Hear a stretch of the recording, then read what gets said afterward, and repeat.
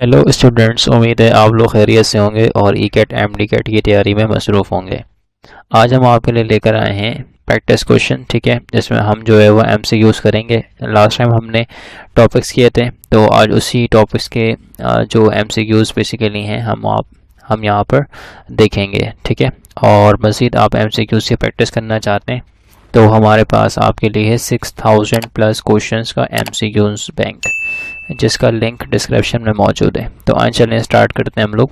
Question number 1 में लिखा हुआ है कि a frame of reference is use to, ठीक है। फ्रेम ऑफ रेफरेंस को हम क्यों यूज़ करते हैं? Find the acceleration of an object. जवाब है नहीं, तो ये हमारे पास गलत हो गया। Locate the position of an object in space, yes. Rotate an object, D भी गलत है, ठीक है। तो हमारे पास जो बी है यहाँ पर, locate the position of an object in space, ये राइट आंसर है, ठीक है। तो हमारे पास जो फ्रेम ऑफ रेफरेंस है वो यूज़ होता है बेसिकली ऑब्जेक्ट के पोजीशन को लोकेट करने के लिए स्पेस में। क्वेश्चन नंबर 2 में लिखा हुआ है कि the mass of the particle moving with velocity of light is. एक पार्टिकल है जो कि स्पीड ऑफ लाइट से मूव कर रही है, यानी कि जो उसकी उस ऑब्जेक्ट की जो वेलोसिटी है, जो पार्टिकल की हमारे पास वेलोसिटी है, वो तकरीबन बराबर है स्पीड ऑफ लाइट के। तो कहते हैं वो जो पार्टिकल है उसका मास क्या होगा, तो हमें पता है इस कंडीशन में मास क्या होता है, इन्फिनिटी, राइट। और हम लोग इसको मालूम करते हैं, हमारे पास फॉर्मूला है M is equals M naught, ठीक है, square root 1 minus V square upon C square, ठीक है।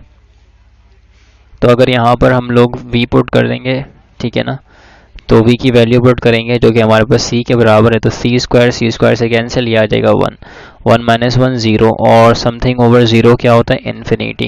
Am not upon 0 is equals infinity, सही है। तो यहाँ पर हमारे पास है इनफाइनाइट, तो ए हमारे पास यहाँ पे राइट आंसर है। क्वेश्चन नंबर 3 में कहते हैं Einstein theory of relativity suggest that. Einstein theory of relativity है बेसिकली, वो हमें क्या सजेस्ट करती है, this law of physics are same in all inertial frame of reference. ये जवाब बिल्कुल सही है। The speed of light in free space is universal constant, ये बात भी बिल्कुल दुरुस्त है। सी में लिखा हुआ है the speed of light is independent of the observer. जो बेसिकली हमारे पास स्पीड ऑफ लाइट है वो इंडिपेंडेंट है ऑब्जर्वर की स्पीड से, ठीक है।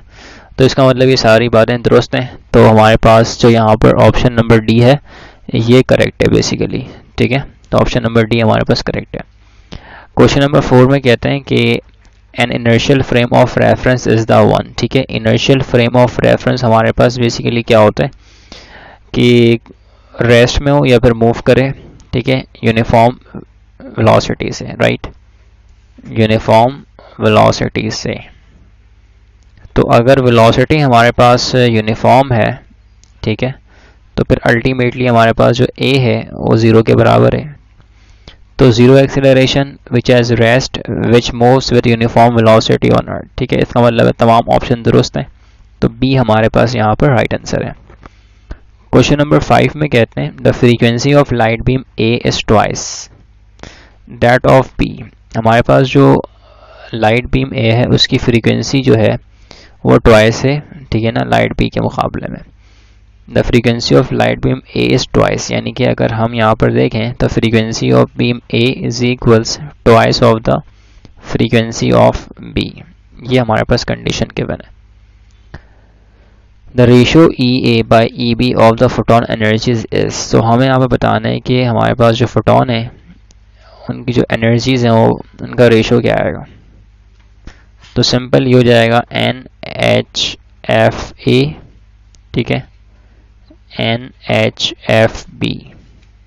सिंपल एन एच से एन एच कैंसिल कर दें, एफ ए हमारे पास यहाँ पर है 2 बी के बराबर, एंड नीचे आ जाएगा एफ बी। तो ये एफ बी से एफ बी कैंसिल कर दें, तो इनका रेशियो क्या आएगा हमारे पास 2। तो जो ऑप्शन नंबर डी है बेसिकली हमारे पास यहाँ पर ये करेक्ट हो जाएगा, ठीक है, option number D. Question number 6 में कहते हैं कि the speed of photon is. जो फोटोन की स्पीड है बेसिकली वो क्या होगी हमने ये बताना है। तो हमारे पास जो फोटोन की स्पीड है वो बेसिकली स्पीड ऑफ लाइट के बराबर होती है, तो equal of speed of light. तो ऑप्शन नंबर बी जो है हमारे पास यहाँ पे करेक्ट है। क्वेश्चन नंबर 7 में कहते हैं the amount of energy related due to complete breaking of 1 kg of matter. अगर हमारे पास 1 kg ऑफ मैटर है, ठीक है, तो कितनी एनर्जी रिलीज होगी हमने ये बताना है, या इस मास से कितना एनर्जी रिलेट है हमने ये डिस्कस करना है। हमें ये पता है कि E बराबर है mc स्क्वायर के। अब मास हमारे पास है 1, ठीक है, kg, और C हमारे पास है 3 एक्सपोनेंट 8 का स्क्वायर। तो 1 तो उसको वैसे ही छोड़ दें, सिंपल इसका स्क्वायर निकालना, ये बन जाएगा 9 एक्सपोनेंट 16, ठीक है, 9 एक्सपोनेंट 16 जूल के बराबर। तो ऑप्शन नंबर डी जो है बेसिकली ये हमारे पास करेक्ट है, 9 एक्सपोनेंट 16 जूल। ओके, आगे देखते हैं। आगे हमारे पास है क्वेश्चन नंबर 8। क्वेश्चन नंबर 8 में कह रहे हैं बेसिकली कि हमारे पास the amount of energy required to eject photo electrons from the metal surface is called। हमारे पास बेसिकली इलेक्ट्रॉन्स जो हैं किसी भी मेटल के सरफेस पर, उनको हम चाहते हैं इलेक्ट्रॉन को जो है वो बाहर निकालें सरफेस से। अब ज़ाहिर बात है ये काम फोटोन की मदद से ही होगा, राइट, और ये फिनोमेना कहलाता है फोटो इलेक्ट्रिक इफेक्ट, ये भी हम जानते हैं। तो जो एनर्जी रिक्वायर्ड है इस इलेक्ट्रॉन को, ठीक है ना, इस सरफेस से बाहर निकालने के लिए, इसको हम कहते हैं वर्क फंक्शन, ठीक है, ये कहलाता है work function. The amount of energy required to eject photo electrons from the metal surface is called work function, right. Question number 9 में कहते हैं the form of uncertainty principle which relates the energy of a particle and the time at which it had the energy is given by. तो energy and time का जो product है हमारे पास basically वो क्या होता है, हमें पता है कि एक हमारे पास होता है पोजीशन मोमेंटम का, तो उसको हम लिखते हैं कुछ इस तरह से, पोजीशन मोमेंटम, ठीक है, जो कि हमारे पास h/2π के बराबर होती है, राइट। और एक होता है हमारे पास एनर्जी टाइम का, तो होता सेम ही है, बस यहाँ पे एनर्जी टाइम आता है। तो h/2π कहाँ पर है, यहाँ पर है, तो हमारे पास बी राइट आंसर है, ठीक है। और इसको आप लोग ऐसे भी लिख सकते हैं कि हमारे पास जो h/2π ये h कट के बराबर है, या फिर इसको आप लिख सकते हैं इस फॉर्म में भी कि delta x delta p greater than और इक्वल्स h/2π, ठीक है। ये मैंने पोजीशन मोमेंटम के फॉर्म में लिखा है, एनर्जी टाइम का भी ऐसे ही होता है, यहाँ पे आता है डेल्टा t डेल्टा e, सही है, बस ये फ़र्क होता है। तो लिहाजा हमारे पास ये जो ऑप्शन है बी, ये हमारे पास राइट आंसर होगा। क्वेश्चन नंबर 10 में कहते हैं कि हमारे पास the minimum frequency at which the ejection of photo of electron take place when light falls on metal surface is called, ठीक है। तो बेसिकली कम से कम हमारे पास क्या फ्रीक्वेंसी हो कि जब लाइट फॉल हो तो सरफेस से इलेक्ट्रॉन जो है वो एजेक्ट हो जाए, बाहर निकल जाए, तो उस फ्रीक्वेंसी को कहते हैं थ्रेशोल्ड फ्रीक्वेंसी, और सिंपल इसको लिखते हैं हम लोग f0, ठीक है। तो हमारे पास बेसिकली कम से कम फ्रीक्वेंसी हमारे पास f0 के बराबर होनी चाहिए, ठीक है ना। तो लिहाजा इसको कहा जाएगा f0, थ्रेशोल्ड फ्रीक्वेंसी कहा जाएगा, ठीक है। क्वेश्चन नंबर 11 में कहते हैं according to Stefan Boltzmann law the amount of energy of all wavelength radiated per second per unit area of a black body is. Stefan Boltzmann law के मुताबिक जो हमारे पास basically the amount of energy है, ठीक है ना, वो बेसिकली हमारे पास तमाम वेवलेंथ की जो है जो रेडिएट हो रही है पर सेकंड पर यूनिट एरिया किसके प्रोपोर्शन होती है। तो हमारे पास एनर्जी जो है बेसिकली ये होती है प्रोपोर्शनल t की पावर 4 के, जब हम लोग बोल्ट्जमैन लॉ की बात करते हैं, ठीक है। तो यहाँ पर हमारे पास है directly proportion to the fourth power of absolute temperature, तो हमारे पास बी यहाँ पर राइट ऑप्शन हो जाएगा, राइट। क्वेश्चन नंबर 12 में कहते हैं कि हमारे पास if the period of oscillation of a pendulum is 3 seconds, ठीक है, what will be then the period of pendulum if an observer moving at a speed of 0.95 c, ठीक है, with respect to the pendulum। तो basically यहाँ पर हमारे पास जो है वो टाइम दिया हुआ है और हमने मूविंग फ्रेम में जो है वो टाइम कैलकुलेट करना है। तो हमारे पास यहाँ पर जो t0 है बेसिकली ये बराबर है 3 सेकेंड के, और हमारे पास जो v गिवन है ये गिवन है 0.95 0.95C और हमने यहाँ पर बेसिकली टी कैलकुलेट करना है। ठीक है, तो सबसे पहले हमारे पास फॉर्मूला क्या है, फॉर्मूला हमारे पास है टी इज इक्वल्स, ठीक है, T naught under root 1 minus V square upon C square. ठीक है, ये हमारे पास है बेसिकली फॉर्मूला। अब यहाँ पर आप ये तमाम वैल्यूज पुट करेंगे तो ये हो जाएगा 3 हमारे पास है टी नॉट के बराबर, तो यहाँ पे आ जाएगा 3। ठीक है, स्क्वायर रूट हमारे पास उसके बाद है, ठीक है, यहाँ पर आप लिखेंगे 1 माइनस वी स्क्वायर, वी हमारे पास है 0.95C, इसका आप करेंगे होल स्क्वायर और नीचे आ जाएगा हमारे पास सी स्क्वायर, सिंपल। तो इसको ज़रा सिंप्लीफाई कर लीजिए, तो ये हो जाएगा 3 अपॉन स्क्वायर रूट 1 माइनस, ठीक है, 0.95 का स्क्वायर। ठीक है, और ये हो जाएगा हमारे पास सिंपल सी स्क्वायर, पूरे पर स्क्वायर था, और ये आ जाएगा डिवाइड बाई सी स्क्वायर। तो सी स्क्वायर से सी स्क्वायर तो आप कैंसिल करवा दें, सिंपल है। ये हो जाएगा हमारे पास सिंपल टी इज इक्वल्स, ठीक है, 3 अपॉन 1 माइनस, ये लिखा हुआ है 0.95, तो मैं इस 0.95 को लिख सकता हूँ 95, बट यहाँ पर आ जाएगा हमारे पास 100। ठीक है, और ये है होल स्क्वायर, राइट, और ये आपने लेना पड़ेगा स्क्वायर रूट। अच्छा, अब एक काम ये हो सकता है कि यहाँ पर हम इस 95 को अप्रॉक्सीमेट लेकर, है ना, इस 95 को हम अप्रॉक्सीमेट कर लें 90 में, ताकि हमें सॉल्व करने में आसानी हो जाए। या इसको एक काम हम मज़ीद कर सकते हैं कि हम पॉसिबल देखें कि भाई किस नंबर का स्क्वायर जो है वो 95 के स्क्वायर के बराबर आता है। यहाँ पे हम लोग जो है बेसिकली एक काम कर लेते हैं कि अप्रॉक्सीमेशन को हम छोड़ते हैं फ़िलहाल, और हम जो है वो इस पूरे चीज़ को यहाँ से उठाकर सॉल्व करने की कोशिश करते हैं, और 3 को हमने वैसे ऊपर छोड़ दिया, सही है। तो ये बेसिकली हमारे पास क्या हो जाएगा, सपोज डैट कि अगर हम सॉल्व कर रहे हैं 1 माइनस 95 का स्क्वायर, ठीक है, और इसको आप लिखते हैं 100 का स्क्वायर। ठीक है, हम ये चीज़ सॉल्व कर रहे हैं। तो सबसे पहले अगर आप इसका एलसीएम लेंगे तो ये हो जाएगा 100 का स्क्वायर, ठीक है, माइनस 95 का स्क्वायर, और ये आ जाएगा हमारे पास सिंपल 100 का स्क्वायर। ठीक है, और ये आ गया स्क्वायर रूट। तो सिंपल अगर इसको हम लोग सिंप्लीफाई करें तो 95 इंटू 95 स्क्वायर का मतलब यही होता है। तो चलें, ये है 100 का स्क्वायर, तो ये हो जाएगा हमारे पास सिंपल, ठीक है, सिंपल है 4 टाइम्स 0, राइट। तो 95 का स्क्वायर, तो इसका मतलब है 95 इंटू 95 करना पड़ेगा।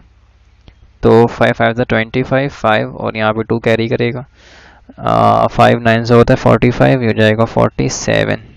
ठीक है, 45, तो यहाँ पे आ जाएगा 5, ठीक है, और 4 यहाँ कैरी करेगा, 9 9 से 81 और 4 कितना हो जाएगा 85, तो ये आ जाएगा 5, ठीक है, 2 सिंपल ये हो जाएगा 5 7 12, 1 यहाँ पे कैरी करेगा, 5 5 10 0 यहाँ पे आ जाएगा 1, 9025, सही है। तो ये हमारे पास बेसिकली आ रहा है 9025 के बराबर।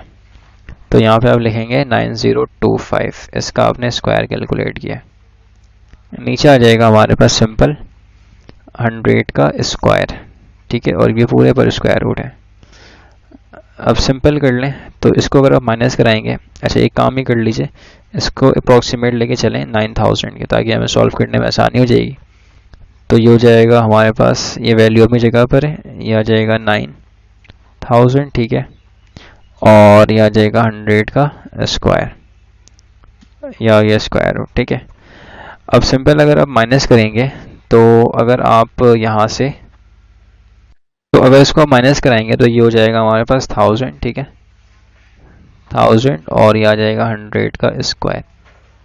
अब ऐसा कुछ करना है कि यहाँ पे स्क्वायर आ जाए, तो हमें पता है कि 1000 का तो स्क्वायर होता ही नहीं, तो लिहाजा अगर इसको अप्रॉक्सीमेट कर लें हम 900 के, तो ये पॉसिबल हो जाएगा। तो हम 9000 सॉरी यहाँ पर है 1000, तो अगर हम 1000 की जगह पर लिख दें 900, तो ये हो जाएगा हमारे पास 100 का स्क्वायर।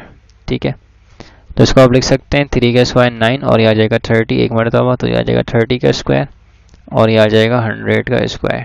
ठीक है, अब ये रूट स्क्वायर से सब कुछ कैंसिल कर दें आप, तो यह आ जाएगा 30/100, कैंसिल कैंसिल, ये कितना आ जाएगा 3/10। रूट को सॉल्व किया गया 3/10 आया, तो यहाँ पे क्या हो जाएगा t3 पहले से मौजूद है, इस पूरे चीज़ की जगह पर क्या आएगा 3/10, 3/10 पुटी है, ये ऊपर आएगा कितना बनेगा 30/3, कैंसिल कैंसिल कितना आया 10, यानी कि जो हमारे पास आंसर है वो तकरीबन 10 के करीब करीब है, जवाब है 9.6, तो ए हमारे पास यहाँ पे राइट आंसर होगा। ठीक है, ओके, क्वेश्चन नंबर 13 देखते हैं। क्वेश्चन नंबर 13 में हमारे पास कह रहे हैं कि in photo electric effect the work function as, हमारे पास जो फोटो इलेक्ट्रिक इफेक्ट है इसमें वर्क फंक्शन जो है बेसिकली क्या होता है, कहते हैं same for all metals, different for different metals, neither different nor same, none of the above.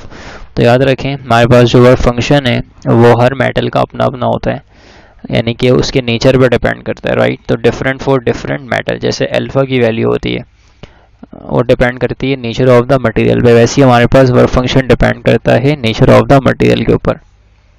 Question number 14 में कहते हैं the phenomena of disintegration of photon on striking a nucleus into an electron and positron is known as, एक photon जो है basically disintegrate हो रहा है, ठीक है ना, और वो बना रहा है इलेक्ट्रॉन एंड पॉजिट्रॉन। ठीक है, तो ये पॉजिट्रॉन है और ये इलेक्ट्रॉन है, तो ये फेनोमेना क्या कहलाता है, इसको बोलते हैं पेयर प्रोडक्शन। तो सी हमारे पास यहाँ पे राइट आंसर बनेगा। क्वेश्चन नंबर 15 में कहते हैं what will be the wavelength of 1 kilo electron volt photon. ठीक है, ये हमारे पास फोटोन की एनर्जी है, इसके करस्पॉन्डिंग वेवलेंथ क्या होगी हमने ये बताना है। हमारे पास सबसे पहले यहाँ पर अब क्या करेंगे, सिंपल आप जो है वो फॉर्मूला अप्लाई करेंगे। ठीक है, तो हमें पता है कि भाई E बराबर होता है hc/लैम्डा के। ठीक है, अच्छा अब यहाँ से आप लैम्डा को सेपरेट करवाइए, तो ये हो जाएगा लैम्डा इज इक्वल्स hc/E। ठीक है, ये जो hc है इसका प्रोडक्ट हमारे पास तकरीबन यहाँ पर मेंशन कर लें आप, hc हमारे पास बराबर होता है, ठीक है, ये जो हमारे पास यहाँ पर hc है इसका प्रोडक्ट हमारे पास तकरीबन बराबर होता है 2 एक्सपोनेंट -25 के।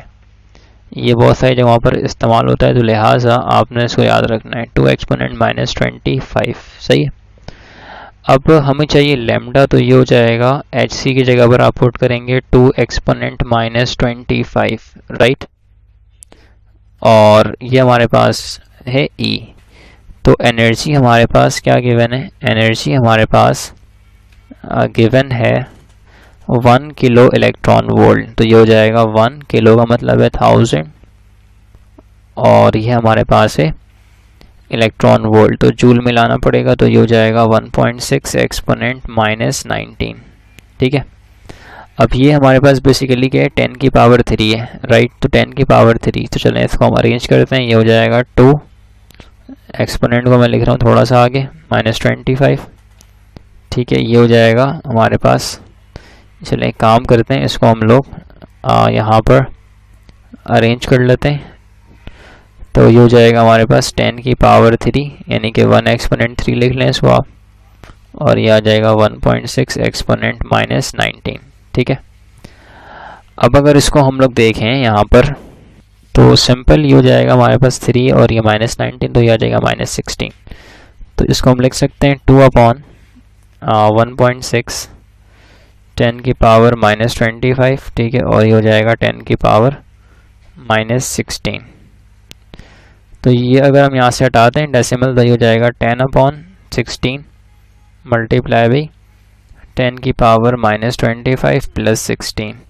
ठीक है, तो ये सिंपल कितना आ जाएगा 10 की पावर -9, और ये कैंसिल भी हो रहा है, तो ये हो जाएगा 5/4, तो इसको हम लिख सकते हैं 5/4 एक्सपोनेंट -9।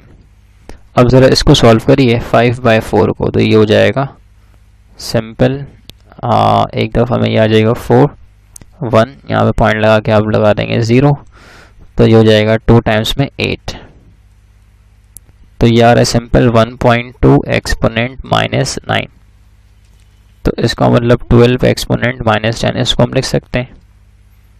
तो ये क्या है, एंगस्ट्रॉम के बराबर। तो इसका मतलब अप्रॉक्सीमेट कितना है, 12 एंगस्ट्रॉम जो आंसर है हमारे पास। तो ये आ जाएगा ए, ठीक है, 12.42 एंगस्ट्रॉम। तो लिहाजा जो 15 है उसका हमारे पास जो आंसर है वो ए है, ठीक है, ए हमारे पास राइट आंसर है। क्वेश्चन नंबर 16 देखिए। क्वेश्चन नंबर 16 में कह रहे हैं कि हमारे पास if the total energy is 3 times of the rest energy, ठीक है, हमारे पास बेसिकली जो टोटल एनर्जी है वो 3 टाइम्स है रेस्ट एनर्जी के। तो बताइए what will be the proton rest energy. अभी कंडीशन हमारे पास गिवन तो है, बट इसको हम इस्तेमाल नहीं करेंगे, जो सवाल में दिया हुआ इसलिए ताकि आप इसके बारे में सोचें, ठीक है ना। बट इसके बिना आप सॉल्व कर सकते हैं। वो कैसे, रेस्ट एनर्जी निकालना हमें पता है, ये बराबर है E0 m0c², ठीक है। m0 क्या होता है प्रोटॉन के लिए, प्रोटॉन का मास कितना होता है 1.67 एक्सपोनेंट -27, राइट। और 3 एक्सपोनेंट 8 का आप करेंगे स्क्वायर। तो ये हमारे पास सिंपल आ जाएगा 1.67 एक्सपोनेंट -27 मल्टीप्लाई बाई 9 एक्सपोनेंट 16। अब एक काम ये करिए कि जो हमारे पास एक्सपोनेंट है इसको पहले सॉल्व कर लीजिए। तो -27 और +16 कितना हो जाएगा, ज़रा सोचें, -11, राइट। तो ये हो जाएगा 1, इसको लेके आप 167 डिवाइड बाई 100, ठीक है, और ये आ जाएगा 9 10 की पावर -11, ठीक है। ज़रा इसको सॉल्व करें तो अगर तकरीबन इसको हम अप्रॉक्सीमेट करें कि ये हमारे पास जो 167 है ये 160 के बराबर है, ऐसा हम कर सकते हैं अप्रॉक्सीमेट आंसर निकालने के लिए। तो ये हो जाएगा 160 डिवाइड बाई 100 मल्टीप्लाई बाई 9, यहाँ पर एक्सपोनेंट -11, तो ये से कैंसिल हो जाएगा 8/5, ठीक है, 8/5। अब अगर इस 8/5 को अगर हम देखें तो यहाँ पर हमारे पास ये जो 8/5 है बेसिकली ये सॉल्व कैसे होगा, ठीक है। तो 8/5 यहाँ पे 9 भी है, तो अगर हम इसको मल्टीप्लाई कर लें 8 को 9 से कितना आ जाएगा 72, राइट। तो ऊपर आ रहा है 72, नीचे आ रहा है 5। अब अगर इसको मज़ीद अप्रॉक्सीमेट करें कि हमारे पास बेसिकली कि आराम से ये 5 के टेबल से कैंसिल हो सके, ठीक है, तो 70 अप्रॉक्सीमेट कर लेंगे भाई, ये 70 के बराबर है।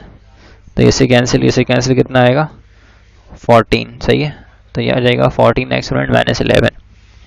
तो अब तकरीबन इसको अगर हम देखें 14 एक्सपोनेंट -11, तो तकरीबन ये किसके बराबर है, सही है ना।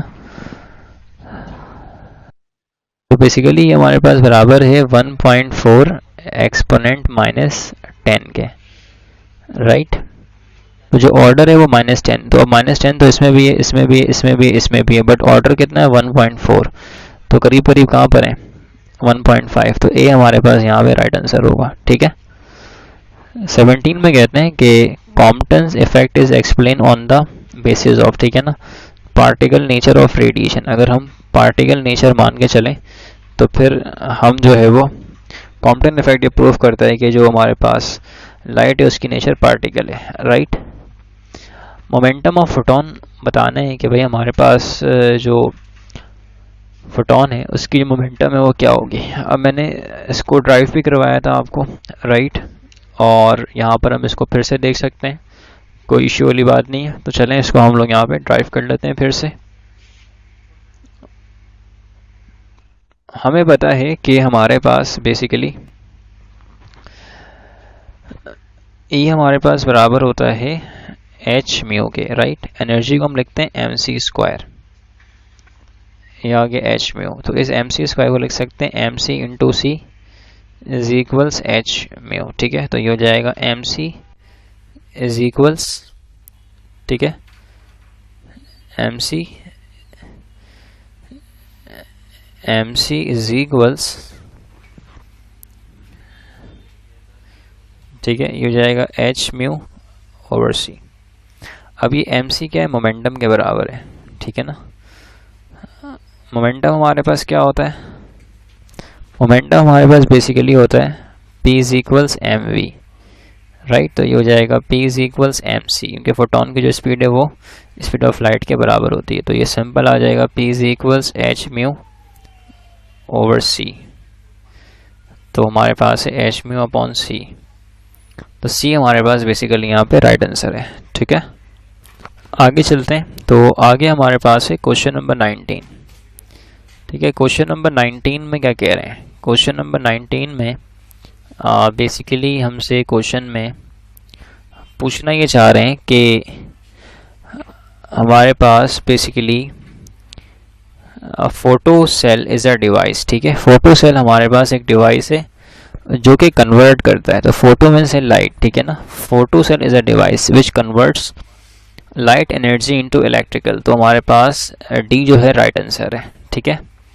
क्वेश्चन नंबर 20 में कहते हैं कि when an electron and a positron are annihilated then the number of gamma rays, ठीक है, गैमा रे फोटॉन्स प्रोड्यूस। ये बेसिकली हमारे पास फोटॉन है, ठीक है। अगर पॉजिट्रॉन एंड इलेक्ट्रॉन इनहेलेट होते हैं तो हमें फोटॉन कितना मिलेगा, ठीक है ना, क्वांटिटी क्या होगी। तो जवाब है 2 फोटॉन हमें देखने को मिलती है, ठीक है। तो यहाँ पे आ जाएगा 2। 21 में कहते हैं de Broglie hypothesis was experimentally verified by Davisson and Germer. तो सी हमारे पास राइट आंसर है।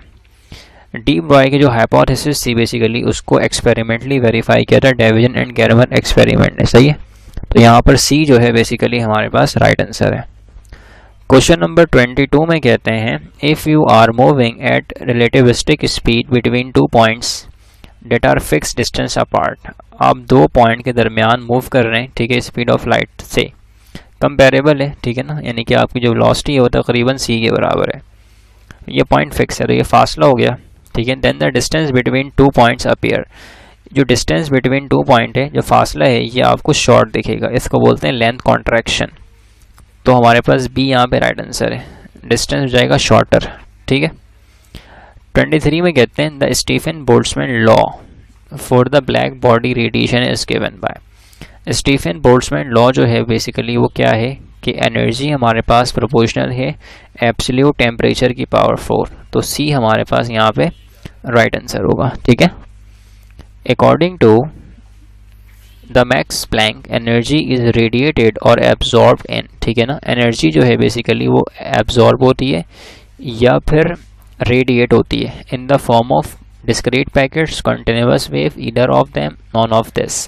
तो ए हमारे पास यहाँ पे राइट आंसर है, डिस्क्रीट पैकेट्स। ये मैंने आपको लेक्चर में बताया भी था, राइट। क्वेश्चन नंबर 25 हमारे पास क्या है, when monochromatic light is allowed to fall on cathode it begins to emit electron, this electrons are called, ठीक है ना। मोनोक्रोमैटिक लाइट को हमने अलाउ किया है, सही है, कि वो कैथोड पर फॉल हो रही है, तो उस कैथोड से इलेक्ट्रॉन जो है बेसिकली वो निकलना स्टार्ट हो गए, ठीक है। इस इलेक्ट्रॉन को हम क्या कहेंगे, जवाब है फोटो इलेक्ट्रॉन्स, ठीक है। बेसिकली इसको हम कहेंगे फोटो इलेक्ट्रॉन, और इस इलेक्ट्रॉन से बनने वाली करंट को हम कहेंगे फोटो करंट, ठीक है। तो ये हमारे पास थे क्वेश्चंस जिसमें हमने एमसीक्यूज की प्रैक्टिस की, ठीक है। इसमें हमने टॉपिक से रिलेटेड जो है हमने क्वेश्चंस किए। और अगर आप मज़ीद अपने एमसीक्यूज की प्रैक्टिस करना चाहते हैं तो हमारे पास आपके लिए है 6000 प्लस क्वेश्चंस का एमसीक्यूज बैंक, जिसका लिंक डिस्क्रिप्शन में मौजूद है। मिलते हैं नेक्स्ट वीडियो में। अल्लाह हाफ़िज़।